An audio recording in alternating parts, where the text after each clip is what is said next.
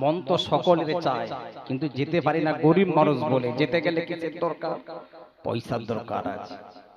নবীর দেশে যাব আছে মনে তামান্না, নবীর দেশে যাব আছে মনে তামান্না। পাকে রওজায় চুমা দিয়ে, পাকে রওজায় চুমা দিয়ে মিটাবো মনের বাসনা।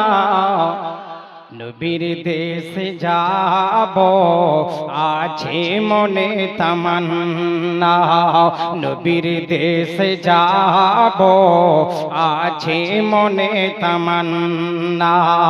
নবীর দেশের মাটি নিয়ে মাখবো আমার সারা গায়ে, নবীর দেশের মাটি নিয়ে মাখবো আমার সারা গায়ে।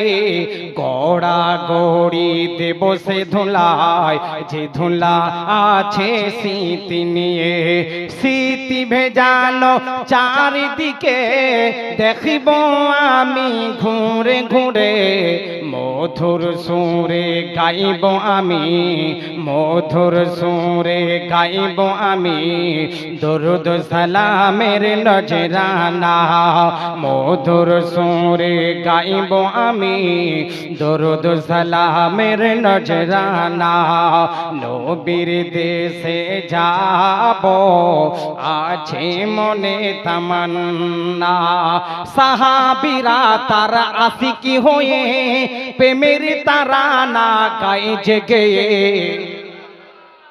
সাহাবীরা তার আশিকি হয়ে প্রেমের তারানা গায় জেগে।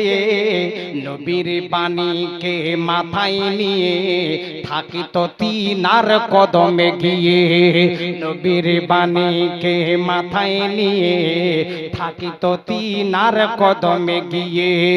দিদার করে মুস্তফা,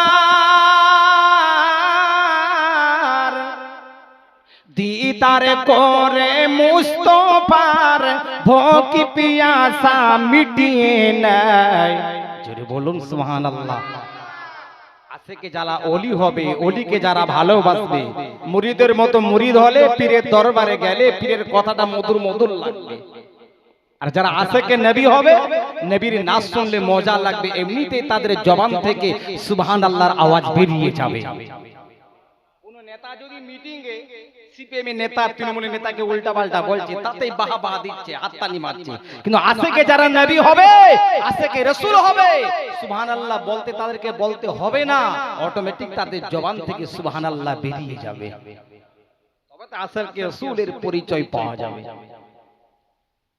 নবীর বাণীকে মাথায় নিয়ে থাকে তো তিনার কদমে গিয়ে। দিদার করে মুস্তফার, দিদার করে মুস্তফার ভোক পিয়াসা মিটিয়ে নেয়। খুশির ঝরনা ঝরে যেত আকা যদি হেসে দেয়। সুবহানাল্লাহ সুবহানাল্লাহ। খুশির ঝরনা ঝরে যেত আকা যদি হেসে দেয়। সেই নুরি মঞ্জার দেখতে আমার, নুরি মঞ্জার দেখতে আমার দিল হলো মস্তানা। নবীর দেশে যাব আছে মনে তামান্না। মা ফাতেমা থাকিত যেথায় জান্নাতি হুর আসতো সেথায়। সুবহানাল্লাহ। আমাদের বাড়ি তিনতলা পাকা বাড়ি, বিল্ডিং আছে, বাপ বেটার সঙ্গে মিল নাই, মহব্বত নাই, ভাই ভাইয়ের সঙ্গে মহব্বত নাই, যায় যায় সঙ্গে মহব্বত নাই। কিন্তু রাসূল পাক সাল্লাল্লাহু আলাইহি ওয়াসাল্লামের পুনে বাড়ি ছিল, ওই বাড়িতে আমার আল্লাহ পাকের রহমত নাজিল হয়ে যেত।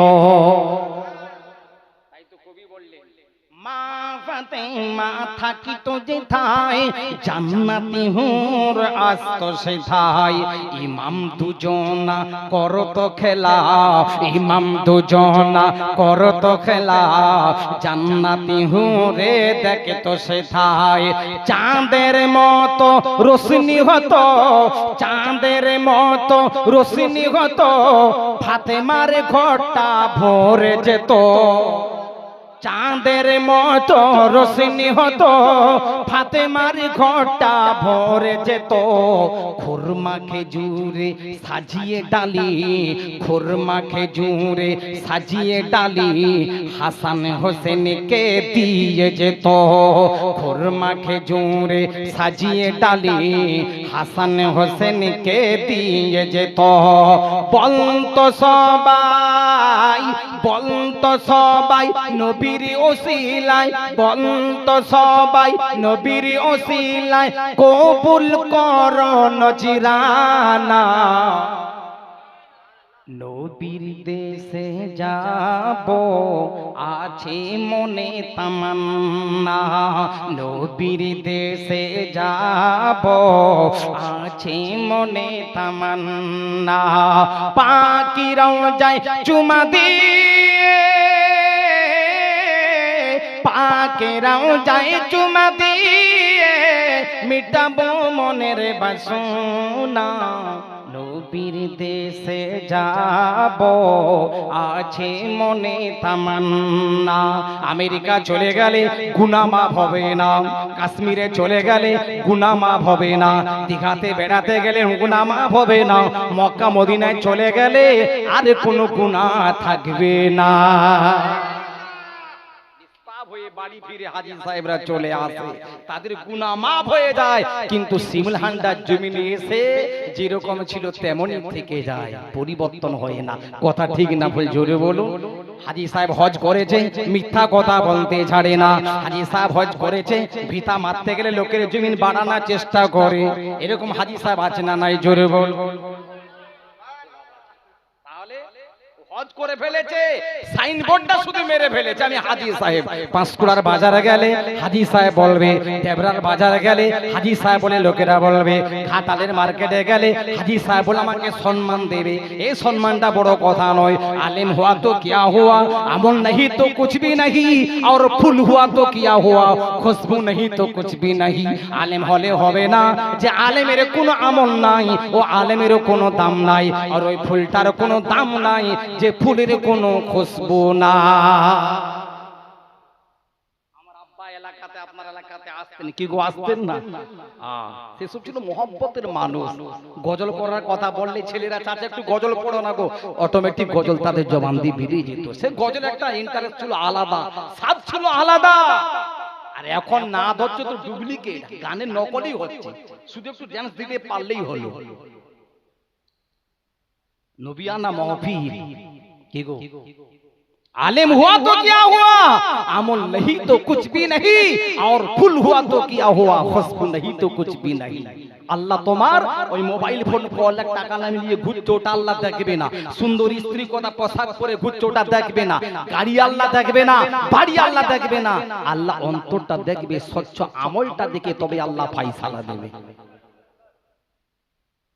কেমন করে ঘুমাও তুমি ফজর করে কাজা এমন তো হতে পারে জোহরে জানাজা